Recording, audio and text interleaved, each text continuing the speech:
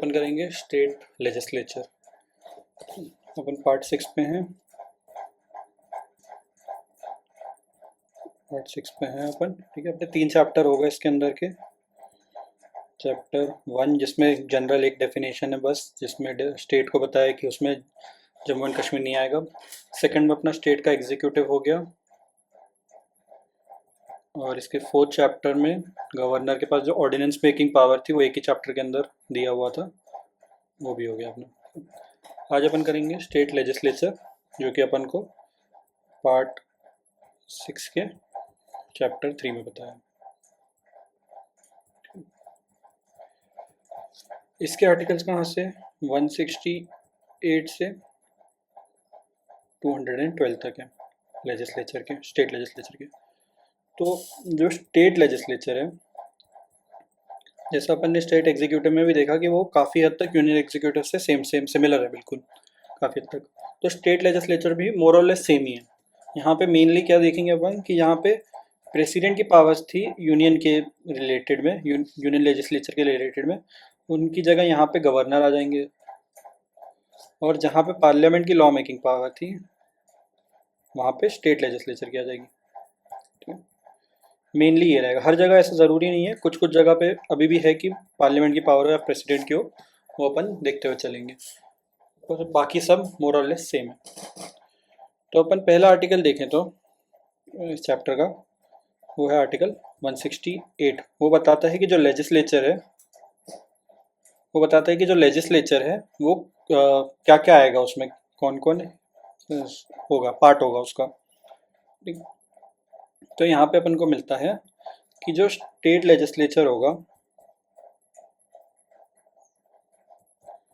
उसमें एक गवर्नर तो होंगे ही होंगे, गवर्नर होंगे।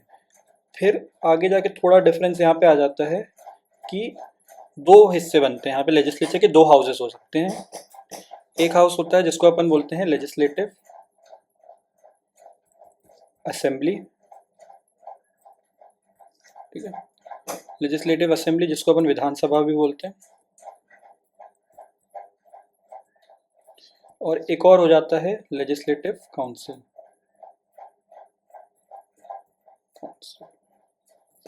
ये होता है अपना विधान परिषद।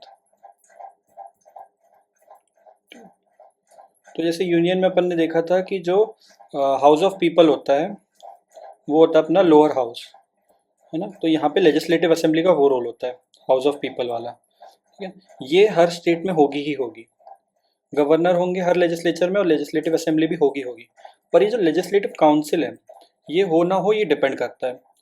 आर्टिकल 168 के क्लॉज 1 में ही थोड़े से स्टेट्स बताए हैं कि कहाँ कहाँ पे लेजिस्लेटिव काउंसिल है, करेंटली है।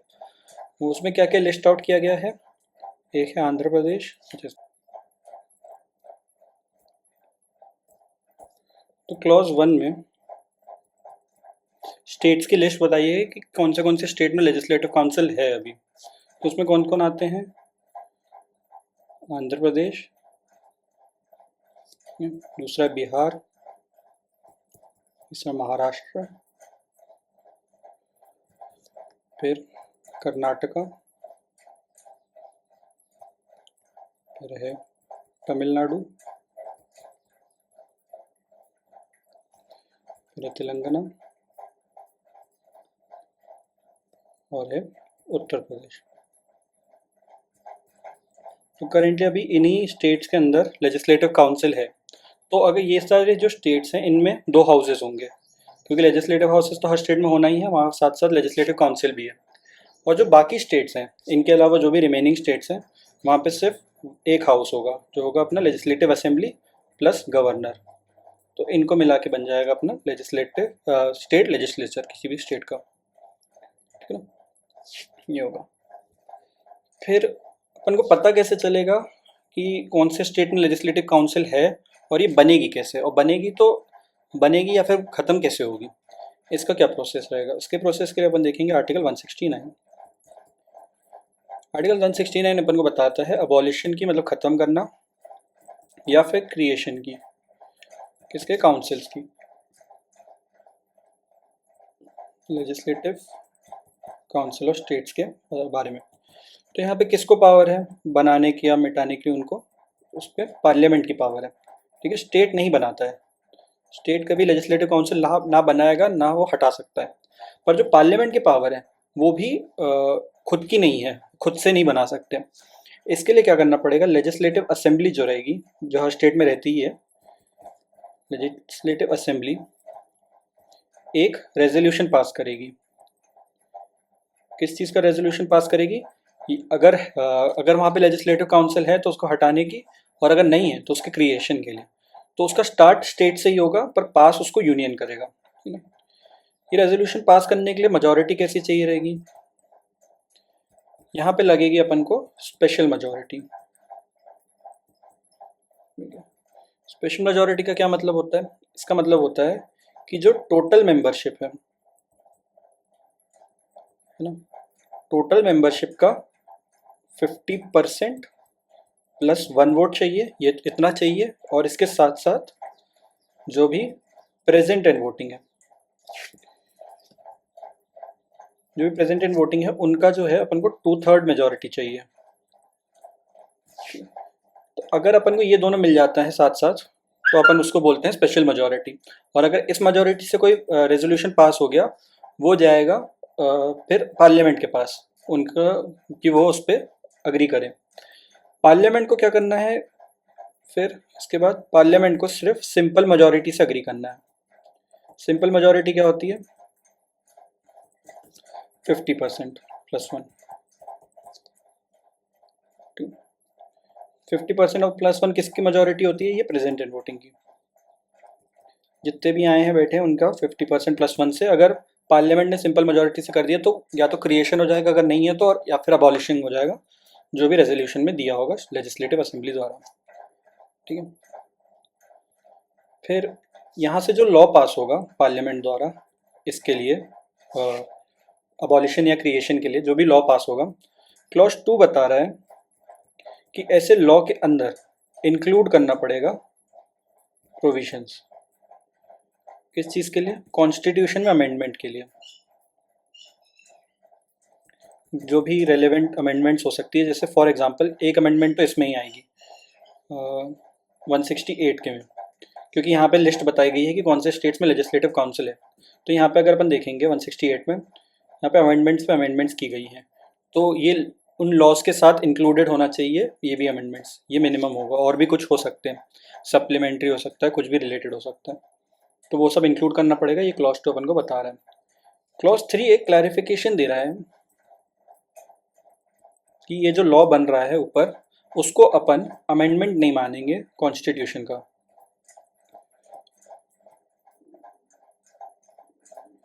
इसको अपन अमेंडमेंट ऑफ कॉन्स्टिट्यूशन 368 के अंदर नहीं मानेंगे, ठीक है ना। इसी से अपन को पता चलता है कि पार्लियामेंट को सिर्फ एक सिंपल मेजॉरिटी चाहिए, क्योंकि अगर अपन 368 का प्रोसीजर देखेंगे तो वहाँ पे स्पेशल मेजॉरिटीज़ के प्रोविजन है, ठीक है ना। तो यहाँ पे बस ये क्लैरिफिकेशन दिया गया है। यहाँ तक कोई दिक्कत,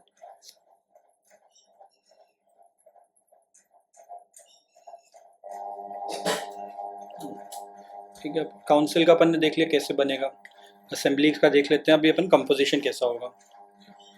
उसमें आता है अपना आर्टिकल 170, ये है लेजिस्लेटिव असेंबलीज के लिए।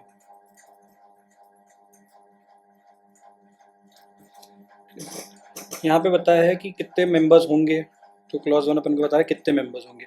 तो मैक्सिमम जो स्ट्रेंथ है किसी भी लेजिस्लेटिव असेंबली की वो होगी 500, मतलब इससे ज़्यादा नहीं हो सकते। पर यहाँ पे मिनिमम भी बताया गया है, मिनिमम कितने हैं, मिनिमम 60 मेंबर्स होने चाहिए, ठीक है।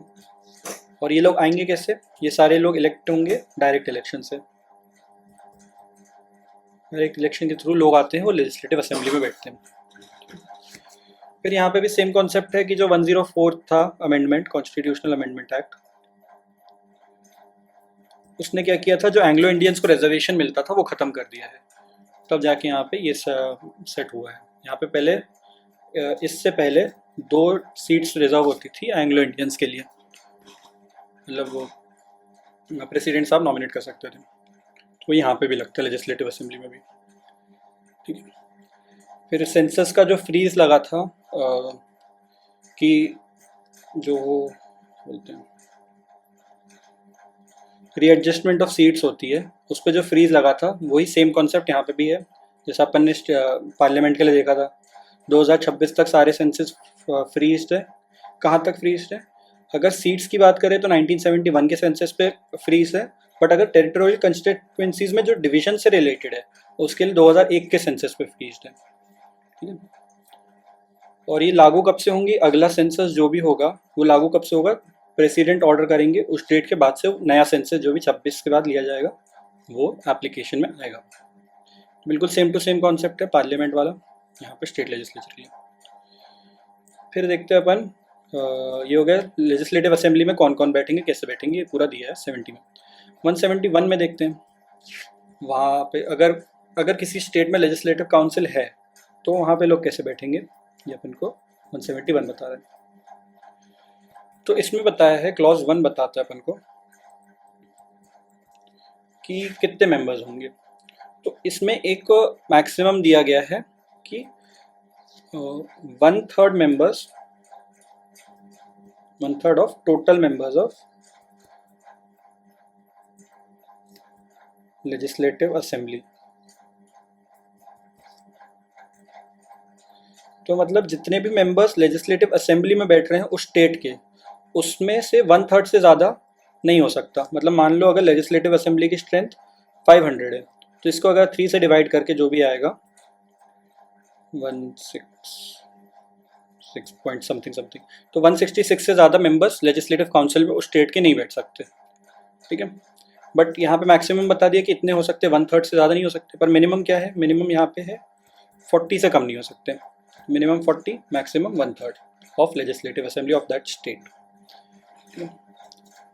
पर यहाँ पे मेंबर्स कैसे आएंगे? लेजिस्लेटिव असेंबली में तो डायरेक्ट इलेक्शन से आ रहे थे, पर लेजिस्लेटिव काउंसिल में डायरेक्ट इलेक्शन नहीं होता।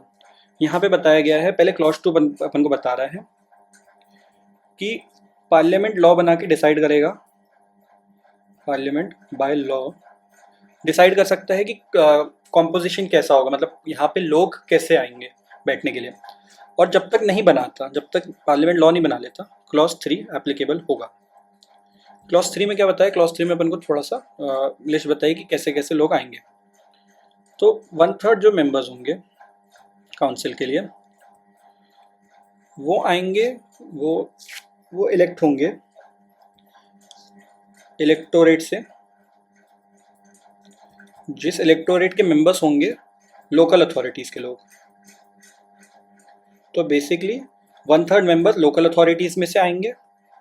ऐसे सिमिलरली 1/12 मेंबर्स भी इलेक्ट होके आएंगे इलेक्टोरेट से। इन इलेक्टोरेट्स का मेंबर्स कौन होंगे? इसमें होंगे ऐसे ग्रेजुएट्स जो 3 साल से ज़्यादा से ग्रेजुएट कर रखे हैं, मतलब उनकी ग्रेजुएशन 3 साल पहले से कंप्लीट हो रखी है। ठीक है, ऐसे होंगे, या फिर इससे इक्विवेलेंट डिग्री जो भी होगी वो स्टेट बताएगा, equivalent degree for the same time ना। तो 1/3 हो गए लोकल अथॉरिटी, 1/12 हो गए मेंबर्स जो ग्रेजुएट हो चुके हैं या फिर इक्विवेलेंट।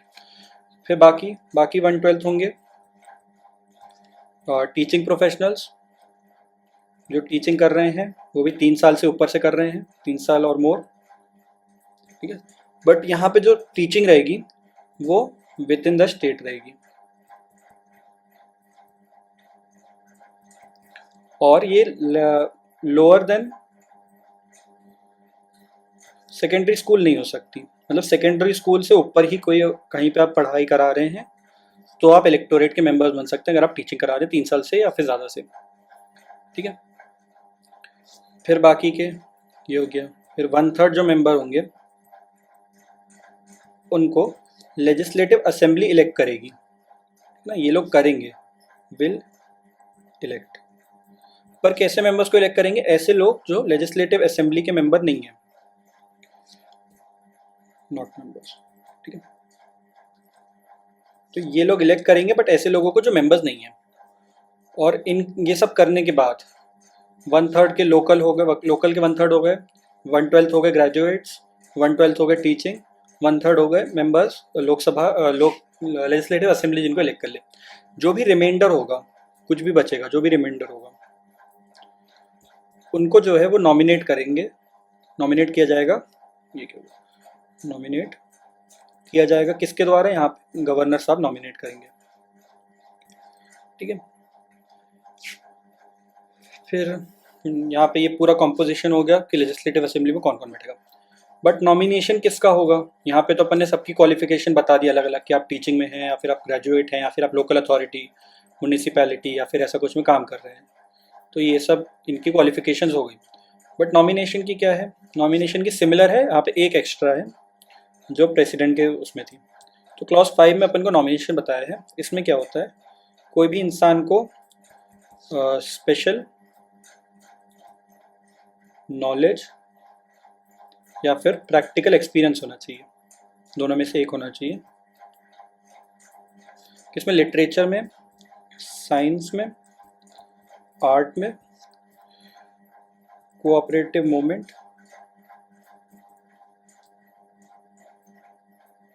या फिर सोशल सर्विस में। इन पांचों में से किसी में भी स्पेशल नॉलेज या प्रैक्टिकल एक्सपीरियंस होना चाहिए, तो उसको गवर्नर साहब नॉमिनेट कर सकते हैं।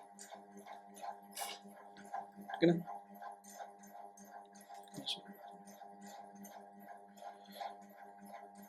पर इन लोगों के फिर इलेक्शन कैसे होंगे, इनको तो नॉमिनेट कर दिया, ठीक है, इन बाकी सबके इलेक्शंस कैसे होंगे, यहाँ पे वो बताया अपन को क्लॉज 4 के अंदर। तो यहाँ पे सिंपल है, सिंगल ट्रांसफरेबल वोट, मतलब आप किसी को डायरेक्ट वोट नहीं कर रहे हैं, आप एक प्रेफरेंस बता रहे हैं और उस हिसाब से वो डिस्ट्रीब्यूट होगा। सिंगल ट्रांसफरेबल वोट दिया जाएगा और सिस्टम क्या यूज़ होगा, प्रोपोर्शनल रिप्रेजेंटेशन का। तो ये अपन देखते आ चुके हैं ना, प्रेसिडेंट के उसमें भी देखे थे अपन ने इलेक्शन के लिए, यहाँ पे भी सेम मेथड ऑलमोस्ट यूज़ हो रहा है। फिर अब अपन ड्यूरेशन पे आए तो लेजिस्लेटिव असेंबली बन गई, उसमें लोग बैठ गए, और कब तक रहेंगे ये अपन को बताया है आर्टिकल 172 में। ये है स्टेट लेजिस्लेचर का कितना होगा। तो अगर क्लॉज 1, तो क्लॉज 1 अपन को बताएगा लेजिस्लेटिव असेंबली का, एल लिख रहा हूँ उसके लिए, कब तक रहेंगे। तो इनका रहता है 5 साल का टर्म। कौन सी डेट से, डेट ऑफ अपॉइंटमेंट से। ये इनका जनरल टर्म रहेगा, नॉर्मल टर्म रहेगा, अनलेस पहले डिसॉल्व कर दिया जाए। ये लोअर हाउस है, इनको डिसॉल्व किया जा सकता है, ये नॉट अ परमानेंट बॉडी होती है, इनको कभी भी डिसॉल्व किया जा सकता है। पर पार्लियामेंट की तरह ही यहाँ पे भी, हाउस ऑफ पीपल की तरह यहाँ पे भी क्या होता है कि इनको 1 साल का एक्सटेंशन मिल सकता है पीरियड में, टर्म में। कब, अगर प्रोक्लेमेशन ऑफ इमरजेंसी,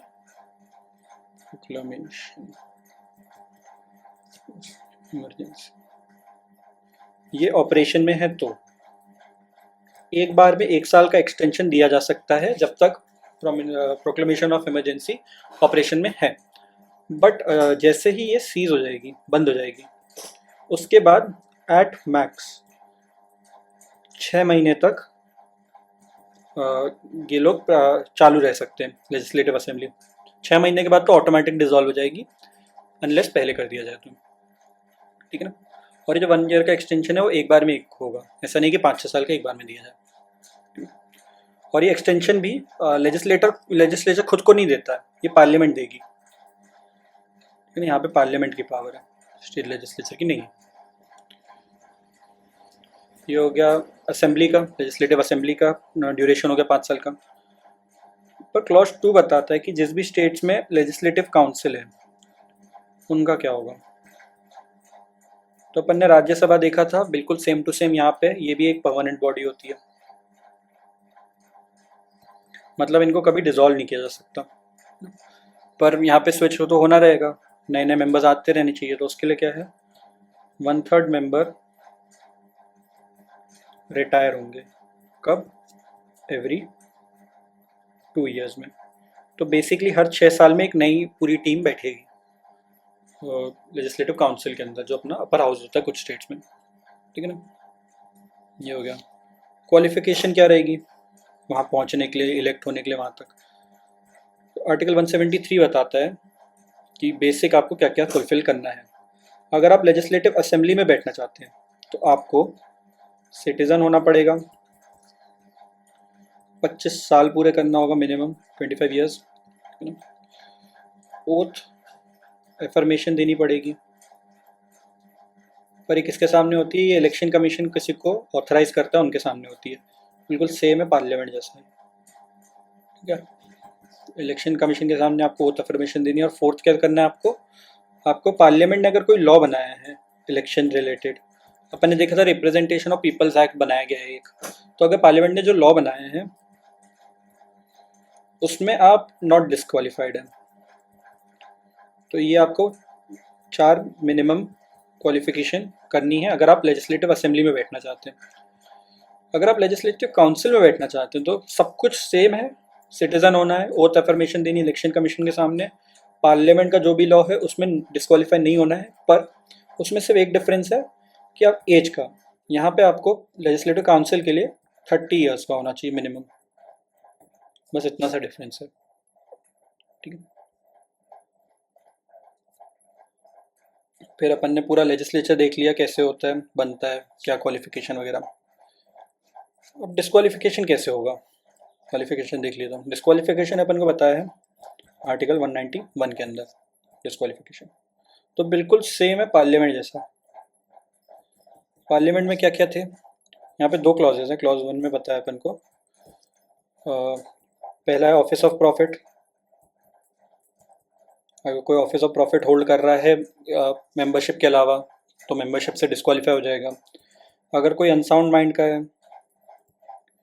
पर ये जो अनसाउंड माइंड है ये डिक्लेयर किया गया है कॉम्पिटेंट कोर्ट द्वारा। कॉम्पिटेंट कोर्ट ने किसी को अनसाउंड माइंड डिक्लेयर किया है तो वो डिस्क्वालीफाई हो जाएगा मेंबरशिप से। कोई अनडिस्चार्ज इंसॉल्वेंट है, मतलब उस पर जो भी उधार है वो वापस नहीं करा है अभी तक उसने, है ना, तो भी वो डिस्क्वालीफाई हो जाएगा। सिटीजनशिप छोड़ दी है, ले ली गई है किसी भी रीज़न से, ceases to be a citizen, तो भी डिस्क्वालीफाई हो जाएगा। या फिर पार्लियामेंट ने कोई भी लॉ बनाया है, पार्लियामेंट के कोई भी लॉ के अंदर वो डिस्क्वालीफाई हो गया है, तो भी वो डिस्क्वालीफाई हो जाएगा मेंबरशिप से हाउस के किसी भी, ठीक है। फिर ये क्लॉज 1 था। क्लॉज 2 अपन ने पहले भी देखा था। क्लॉज 2 में क्या है? डिफेक्शन का ग्राउंड है। अगर डिफेक्शन के ग्राउंड पर कोई डिस्क्वालीफाई हुआ है तो मेंबरशिप से भी डिस्क्वालीफाई हो जाएगा। ये डिफेक्शन अपन को दिया है 10 शेड्यूल के अंदर, ये अपन ने डिटेल में कर चुके हैं पार्लियामेंट के दौरान ना। यहाँ पे भी सेम, ठीक है। फिर अगर क्वेश्चन उठता है कि कोई डिस्क्वालीफाइड है कि नहीं इन ग्राउंड्स में या फिर इन ग्राउंड्स में, तो किसका डिसीजन होगा फाइनल? यहाँ पे अपन को आर्टिकल 192 में बताया है, ठीक है। तो यहाँ पे बताया गया है क्लॉज 1 में कि कोई भी अगर डिसीजन है, पर ये सिर्फ क्लॉज 1 के लिए है। क्लॉज 1 में जो ग्राउंड्स है सिर्फ उनके लिए है अपने पास आर्टिकल 192। क्लॉज 2 का जो ग्राउंड है वो अपन 10 शेड्यूल में ही कवर करते हैं, वहाँ पे प्रिसाइडिंग ऑफिसर देखता है, उसका फाइनल डिसीजन होता है। पर पहले क्लॉज के जो भी ग्राउंड्स होंगे उनका जो फाइनल डिसीजन होगा वो होगा गवर्नर साहब का, ठीक है। ये डिसीजन बोलेंगे और ये फाइनल होगा। ये अपन ने पार्लियामेंट के समय किया था, तब प्रेसिडेंट की पावर थी। तब कोई मेरे को बताएगा कि जब अपन ने देखा था कि प्रेसिडेंट की पावर होगी यहाँ पे क्या डिस्क्वालिफिकेशन को लेके, तो वो किसको कंसल्ट करते थे? कौन बताएगा?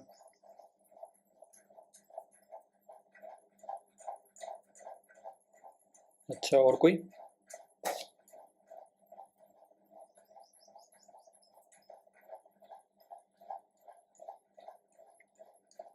देखो, वहाँ पे भी अपन ने देखा था क्लॉज 2 में कि प्रेसिडेंट को इलेक्शन कमीशन से कंसल्ट करना पड़ता है। ये मैंडेटरी है कि उनसे कंसल्ट करें और उनकी ही जो ओपिनियन होगा उससे वो बाउंड रहेंगे, ठीक है।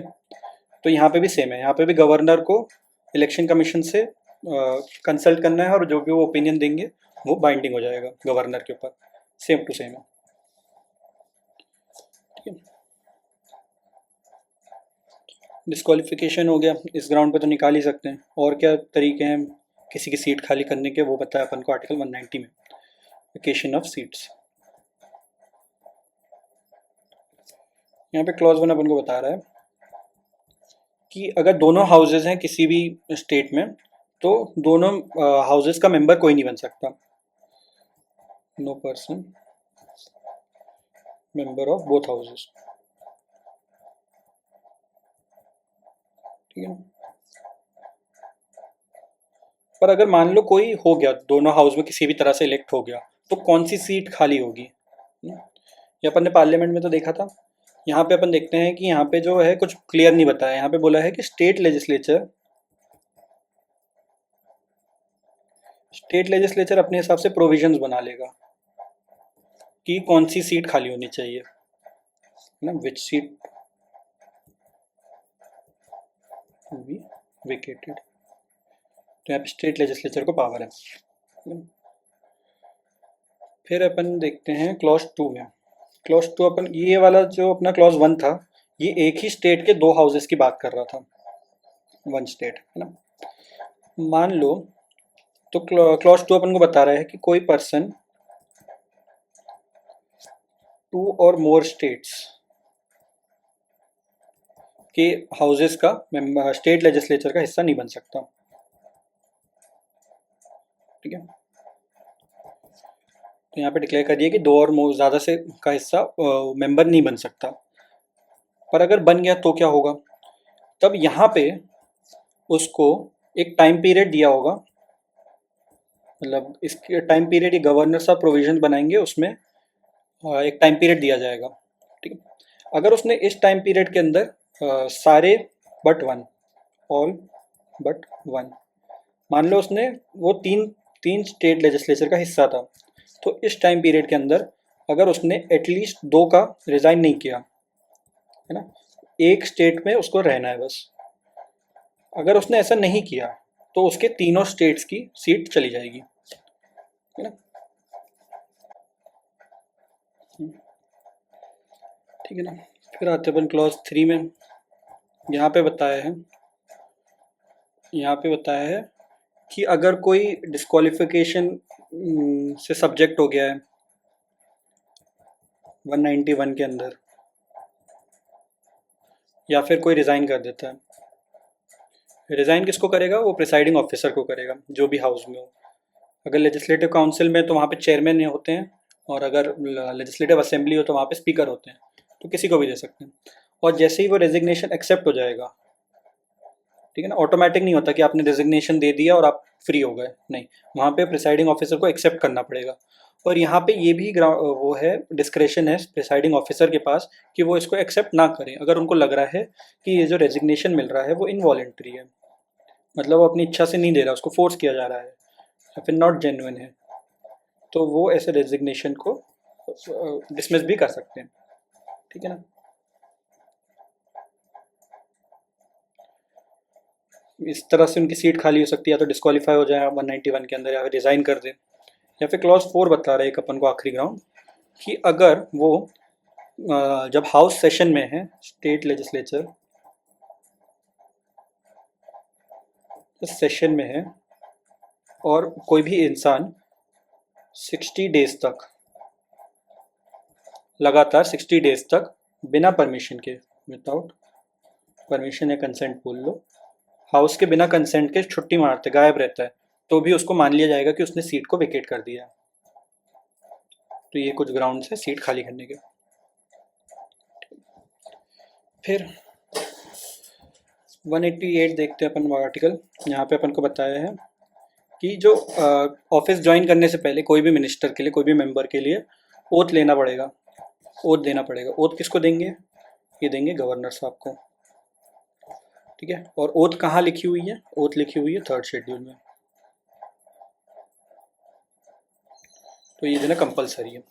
अगर ये नहीं करते हैं तो क्या होगा? बिना ओथ दिए वो जाके बैठ गए, वोट करने लगे असेंबली में, तो पार्लियामेंट में के टाइम पे भी अपन ने देखा था पेनल्टी लगती है। यहाँ पे पेनल्टी बताई गई है आर्टिकल 193 के अंदर। कितनी पेनल्टी है? पेनल्टी अपनी 500 रुपये पर डे के हिसाब से, पर डे जब तक वो ऑफेंस हो रहा है, ठीक है ना। पर डे सिट्स और वोट्स, या तो पार्टिसिपेट कर रहा है या फिर वोट कर रहा है किसी भी प्रोसीडिंग में। अगर उसने गवर्नर के सामने ओथ नहीं ली है मतलब आर्टिकल 188 का वायलेशन हो रहा है एक तरह से, तो उसको फाइन देना पड़ेगा। या फिर अगर वो एलिजिबल नहीं है, क्वालिफिकेशन नहीं है उनके पास, नॉट एलिजिबल, तो उनको फाइन देना पड़ेगा, ठीक है। या फिर प्रोहिबिटेड है, किसके द्वारा, any law made by parliament. तो पार्लियामेंट ने कोई भी लॉ बनाया उसके अंदर वो प्रोहिबिटेड है पार्ट लेने से, फिर भी ले रहे हैं। तो ये 3 ग्राउंड्स होंगे जिन पे फाइन लग सकता है 500 पर डे सिट्स और वोट्स में, कोई भी पार्टिसिपेशन कर रहे हैं तो, ठीक है ना। यहाँ तक कोई दिक्कत लेजिस्लेटिव असेंबली, लेजिस्लेटिव काउंसिल में?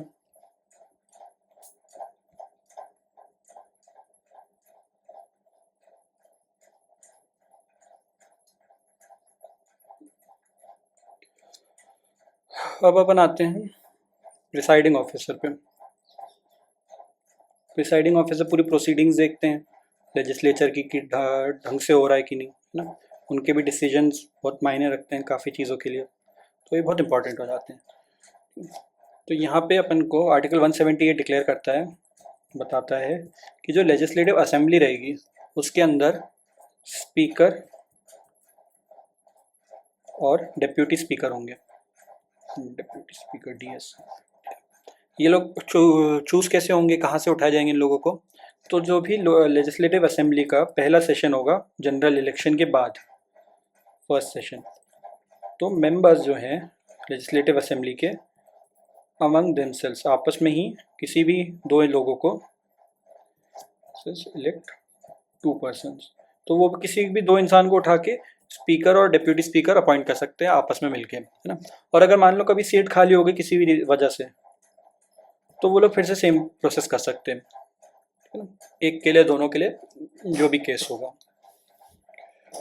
ठीक है ना।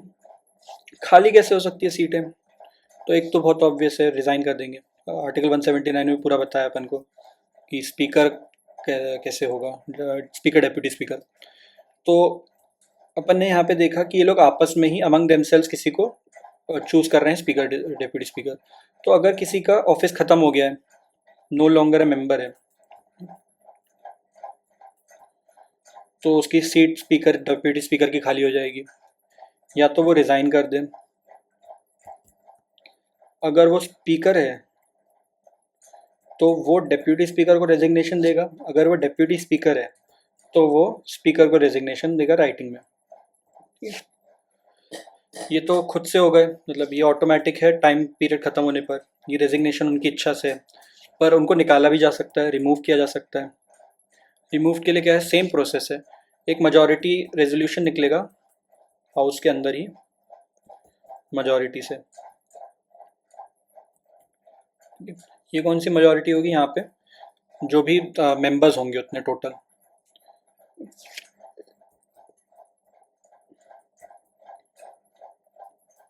उनकी मेंबर्स की मेजॉरिटी से एक रेजोल्यूशन पास होगा और उससे उनको निकाला जा सकता है, ठीक है। बट ये रेजोल्यूशन एज ऑलवेज 14 डेज़ का नोटिस देना पड़ेगा, स्पीकर डिप्यूटी स्पीकर जिनको भी निकालना है ना, 14 डेज़ का नोटिस देना पड़ेगा। ये हो गया। फिर यहाँ पे वही सेम बात है कि जब उनका टर्म ख़त्म होता है, नॉर्मल टर्म जब ख़त्म होता है, या फिर अगर लेजिस्लेटिव असेंबली डिसॉल्व हो जाती है, तो स्पीकर मेंबर तो नहीं रह जाएंगे, पर वो अपना ऑफिस होल्ड करके रखेंगे नेक्स्ट मीटिंग तक, है ना। नेक्स्ट मीटिंग तक होल्ड करके रखेंगे जब तक एक नया स्पीकर डिप्यूटी स्पीकर इलेक्ट नहीं हो जाता फिर से, तब तक वो होल्ड करके रखेंगे। फिर अपन ने कंटिजेंसीज देखी जो थोड़ी, कि अगर स्पीकर को कुछ हो गया तो क्या होगा, वो सब अपन को स्टेट के लिए भी आर्टिकल 180 में बताया है। यहाँ पे क्लॉज 1 बता रहा है कि अगर सीट खाली, ऑफिस ही खाली है, ऑफिस ऑफ स्पीकर जो है वो वेकेंट है, तब क्या होगा, तब डिप्यूटी स्पीकर जो हैं वो ड्यूटीज़ को परफॉर्म करेंगे, ठीक है। पर अगर डिप्यूटी स्पीकर को भी कुछ हो गया, डिप्यूटी स्पीकर का भी ऑफिस वेकेंट हो गया, तब क्या होगा, तो यहाँ पे गवर्नर साहब अपॉइंट कर देंगे, ठीक है। ये तो टेम्परेरी रहेगा, क्योंकि बाकी अपन ने पहले भी देखा है कि अगर अचानक से वेकेंट हो जाता है तो लेजिस्लेटिव असेंबली आपस में किसी भी 2 इंसान को फिर से अपॉइंट कर सकती है, ठीक है ना। और मान लो सिर्फ एब्सेंट है, थोड़े टाइम के लिए स्पीकर या डिप्यूटी स्पीकर गायब है, स्पीकर साहब एब्सेंट है किसी भी प्रोसीडिंग से, तब क्या होगा? तो डिप्यूटी स्पीकर एक्ट करेंगे, एक्ट एज स्पीकर, है ना। पर अगर डिप्यूटी स्पीकर भी एब्सेंट है तो क्या होगा? तो वो ऐसा मेंबर एक्ट करेगा जिसको कि असेंबली के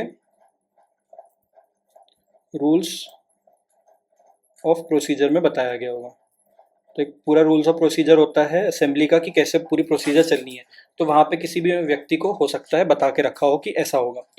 पर मान लो वो व्यक्ति भी गायब है, वो व्यक्ति भी जो कि रूल्स ऑफ प्रोसीजर में दिया है वो भी एब्सेंट है, तो कौन होगा? तो कौन एक्ट करेगा एज स्पीकर? तब असेंबली डिटरमाइन कर लेगी तब के तभी। ये पूरी कंटेंजेंसी दी हुई है अपन को आर्टिकल 180 के अंदर, ठीक है ना।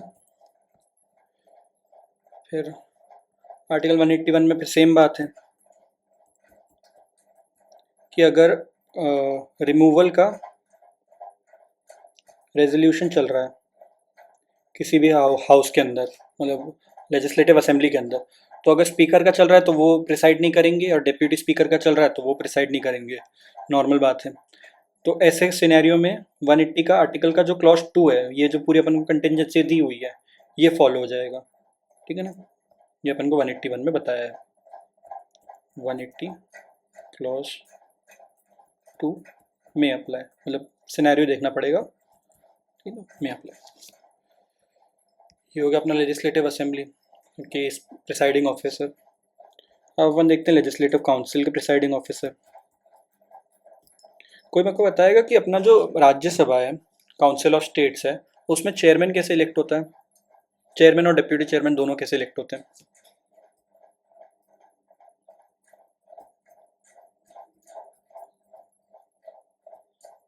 हेलो,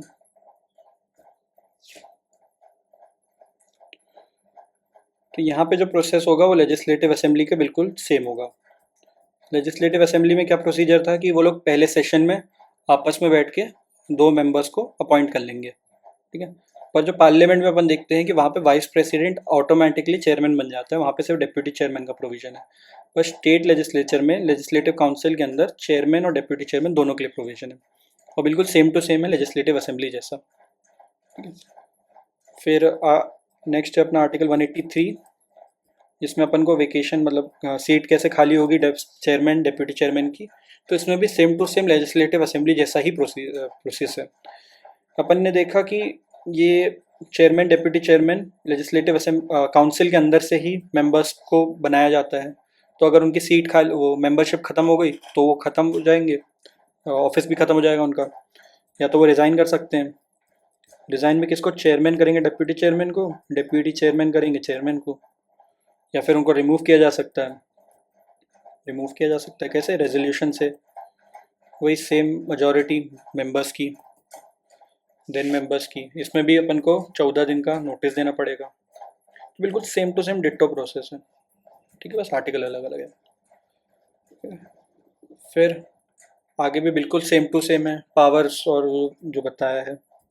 आर्टिकल 184 देखे तो उसमें भी सेम बात बताई कि अगर चेयरमैन की ऑफिस वेकेंट है, ऑफिस वेकेंट है चेयरमैन का, तो यहाँ पे डिप्यूटी चेयरमैन आ जाएंगे। अगर डिप्यूटी चेयरमैन का भी खाली है तो वहाँ पे गवर्नर डिसाइड करेंगे, गवर्नर अपॉइंट करेंगे, ठीक है ना। क्लॉज 2 में बताया है कि अगर एब्सेंट है उस प्रोसीडिंग के दौरान कोई चेयरमैन, तो डिप्यूटी चेयरमैन करेंगे। डिप्यूटी चेयरमैन भी एब्सेंट है तो रूल्स ऑफ प्रोसीजर देखेंगे, जो भी काउंसिल का होगा उस हिसाब से किसी को बिठाया जाएगा। अगर वो भी एब्सेंट है तो जो काउंसिल बैठी है वो आपस में बैठ के डिसाइड कर लेगी। ये पूरा सेम टू सेम डिट्टो अपन को आर्टिकल 184 में डिप्यूटी चेयरमैन और चेयरमैन के लिए बताया गया है। फिर अगर अपन आर्टिकल 185 देखें, 185 में भी बिल्कुल सेम टू सेम बात है। यहाँ पे अगर रिमूवल का रेजोल्यूशन चालू है तो रिमूवल रेजोल्यूशन पे डिस्कशन चालू है, तो अगर चेयरमैन का है तो वो प्रिसाइड नहीं करेंगे, डिप्यूटी चेयरमैन का है तो वो प्रिसाइड नहीं करेंगे। ज़रूरत पड़ी तो आर्टिकल 184 का जो क्लॉज 2 है कि कौन कौन बैठ सकता है, ये 2 के लिए था एब्सेंट वाला, तो यहाँ पे मे अप्लाई, ये अप्लाई कर सकता है। ठीक है ना, बिल्कुल सेम टू सेम प्रोसेस है लेजिस्लेटिव असेंबली और लेजिस्लेटिव काउंसिल का। फिर एक आध चीज़ें हैं जैसे कि इनकी सैलरी अलाउंसेस क्या होंगे, ये दोनों एक ही आर्टिकल में बताया कि अपन को 186 में सैलरीज अलाउंसेस, ये किसका, स्पीकर मतलब सारे प्रिसाइडिंग ऑफिसर्स का है यहाँ पे, speaker, deputy speaker, chairman, deputy chairman, सबके लिए। इनका डिसीजन जो होगा स्टेट लेजिस्लेचर लॉ बना के करेगा, बाय लॉ डिसाइड कर सकता है। और जब तक नहीं डिसाइड करते तब तक क्या होगा, तब तक लगेगा अपना सेकेंड शेड्यूल। वही पार्लियामेंट जैसा ही होगा कि पार्लियामेंट के पास पावर है, नहीं तो सेकेंड शेड्यूल में देखेंगे अपन। फिर आर्टिकल 187 अपन को बता रहा है कि दोनों हाउसेस के लिए सेपरेट सेक्रेटेरियल स्टाफ होगा,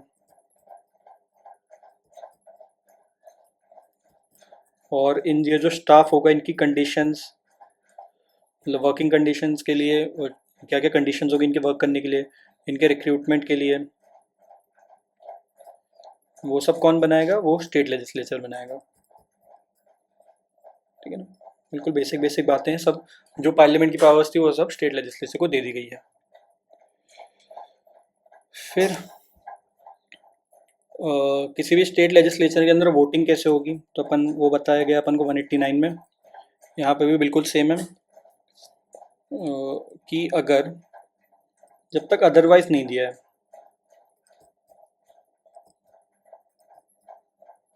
द कॉन्स्टिट्यूशन अनलेस अदरवाइज, है ना, और जब तक अदरवाइज नहीं दिया गया है तब तक सारे डिसीजन जो भी लिए जाएंगे हाउस किसी भी स्टेट लेजिस्लेचर के हाउस के अंदर, तो वहाँ पे मेजॉरिटी होगी। वो कैसी मेजॉरिटी होगी, प्रेजेंट एंड वोटिंग, मतलब जितने मेंबर्स उस समय आए हैं उनकी प्रेजेंट मानी गिनती देखी जाएगी और उस हिसाब से मेजॉरिटी निकली जाएगी। बट यहाँ पे जो प्रिसाइडिंग ऑफिसर है, ऑफिसर जो भी हाउस की बात हो, वो वोट नहीं करेंगे, नॉट वोट, फर्स्ट इंस्टेंस में वोट नहीं करेंगे, वो सिर्फ तब वोट करेंगे जब टाई हो रहा है, तो उनका जो वोट होगा वो टाई ब्रेकर वोट होगा। ठीक है ना, पहले इंस्टेंस में वोट नहीं कर सकते। तो अपन ने यहाँ पे देख लिया कि अपन जनरली प्रेजेंट एंड वोटिंग देखेंगे, तो इससे ये समझ में आ रहा है कि लोग छुट्टी मार सकते हैं और उसके बिना भी प्रोसेस चल सकता है।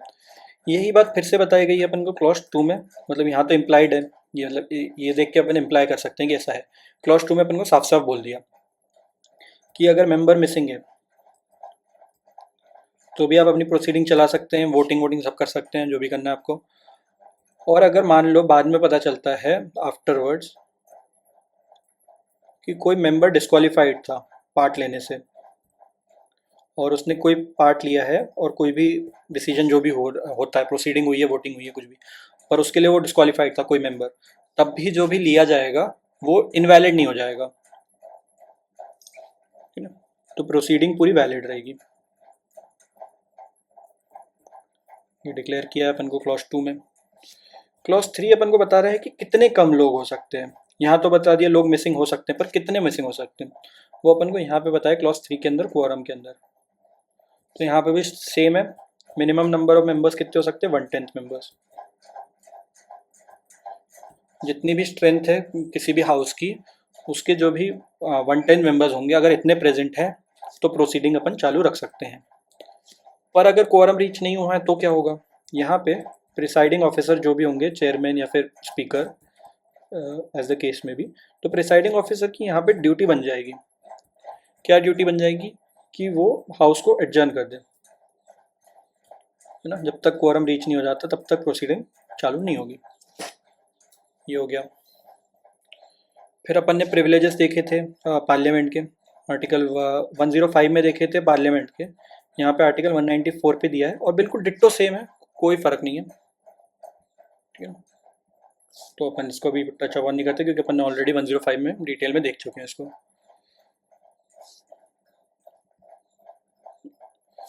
फिर 196 में अपन को बताया है, सॉरी 195 में अपन को बताया है जो मेंबर्स होंगे किसी भी हाउस के, उनकी सैलरी और अलाउंसेस कैसे होंगे, उनकी सैलरीज एंड अलाउंसेस ये कहाँ से होंगे, तो ये स्टेट लेजिस्लेचर डिसाइड करेगा।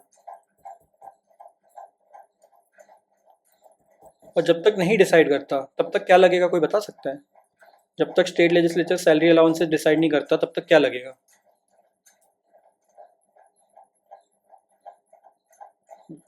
जब तक स्टेट लेजिस्लेचर डिसाइड नहीं कर लेता तब तक वो प्रोविजन लगेंगे जो कमेंसमेंट से पहले थे, बिफोर कमेंसमेंट ऑफ कॉन्स्टिट्यूशन, उस समय जो भी होंगे वो लगेंगे। यहाँ पे थर्ड शेड्यूल नहीं लगता, सेकंड नहीं सॉरी सेकंड शेड्यूल नहीं लगता यहाँ पे, ठीक है, वो सिर्फ स्पीकर डेप्यूटी स्पीकर उन लोगों के लिए। फिर अब छोटे छोटे आर्टिकल से बिल्कुल, आर्टिकल 177 अपन को बता रहा है कि जो मिनिस्टर्स होंगे और एडवोकेट जनरल होंगे, एडवोकेट जनरल स्टेट के होते हैं, स्टेट के लॉ ऑफिसर होते हैं, उन लोगों के पास राइट होगा किसका, पार्टिसिपेशन करने का किसी भी लेजिस्लेचर की प्रोसीडिंग्स में। अगर वो कमेटी मेंबर्स हैं तो कमेटी में भी उनका पार्ट होगा, तो वो वहाँ पे बोल सकते हैं, वो अपनी वॉइस आउट कर सकते हैं। पर इसकी वजह से उनके पास राइट टू वोट नहीं आएगा, right to vote parliamentary proceedings में यहाँ से नहीं आ रहा है उनके पास इस आर्टिकल से 177, ठीक है। फिर आर्टिकल 175 अपन को बता रहा है कि गवर्नर के पास पावर है, राइट है, गवर्नर हैज़ राइट क्या, कि वो लेजिस्लेचर को एड्रेस कर सकता है, अपनी बात बोल सकता है, लेजिस्लेचर को डायरेक्ट एड्रेस कर सकता है और मैसेजेस भेज सकता है कि आप ये सब चीज़ों पे कंसिडरेशन करें, ठीक है। तो गवर्नर के पास ये राइट होगा। ये एक हाउस को भी बोल सकता है, दोनों हाउस, अगर दोनों हाउस उसको बोल सकता है, और साथ में भी बिठा के बोल सकता है, जैसी उसकी मर्जी होगी। और अगर कोई मैसेज वो भेजता है गवर्नर, तो वहाँ पे हाउस की ड्यूटी बन जाएगी कि उसको वो कंसिडर करें। फिर एक लास्ट आर्टिकल 176, आज के लिए लास्ट है ये। यहाँ पे बताते हैं स्पेशल एड्रेस बाय गवर्नर।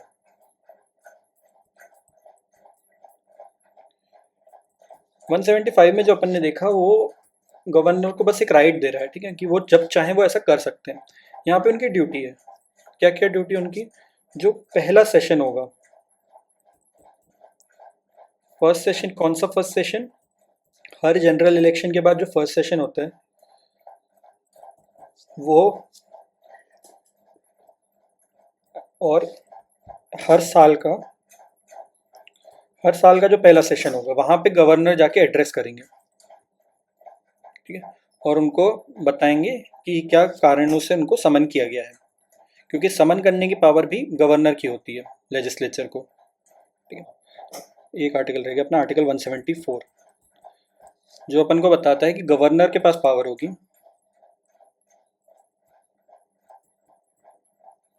किसकी पावर होगी, समन करने की, हाउसेस को समन द हाउसेस, एक या दोनों, जो भी स्टेट वाइज डिपेंड करता है। और यहाँ पे मैक्सिमम 6 मंथ्स का गैप हो सकता है, किसके बीच में, एक सेशन के लास्ट मीटिंग से एंड नेक्स्ट सेशन की फर्स्ट मीटिंग से, इन दो सिनेरियो के बीच में मैक्सिमम 6 महीने का गैप हो सकता है किसी भी समन से रिलेटेड, ठीक है। गवर्नर के पास समन की पावर होगी। गवर्नर के पास एक और पावर होती है, क्लॉज 2 में बताया है 174 के ही, क्या क्या, प्रोरोग करने की, मतलब टेम्पररी बंद करने की सेशन को, प्रोरोग एनी हाउस, मतलब एक को चाहे तो एक को, यानी दोनों को भी कर सकते हैं अगर है तो, और डिसॉल्व करने की। डिसॉल्व किसको करेंगे, यहाँ पे सिर्फ लेजिस्लेटिव असेंबली को डिसॉल्व किया जा सकता है।